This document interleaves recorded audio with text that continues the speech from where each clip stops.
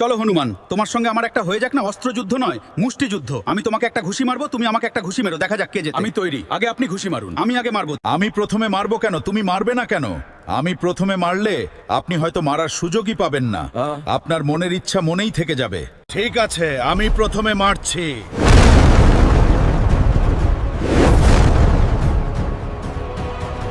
হনুমান, তুমি ঠিক আছো তো? এক্ষুনি তোমার প্রাণটা বেরিয়ে যাবে না তো? আমি ঠিক আছি, এবার আমার পালা। আপনি তৈরি তো? হ্যাঁ, আমি তৈরি আছি।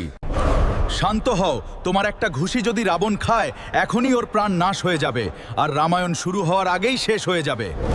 হে ব্রহ্মদেব, ওকে সজোরে না মারলেও আস্তে করে তো মারবই, ওকে মজা তো বোঝাবই। জয় শ্রীরাম। রাবণ, তোমার দিন শেষ হয়েছে। তোমার এক ঘুষিতে আমি অজ্ঞান হয়ে গেছিলাম। তুমি খুব বলবান। বল তো ব্রহ্মদেবও দেখাতেই দিল না। বল প্রমাণ তখনই হতো যখন তুমি বলার জন্য জীবিত থাকতে না।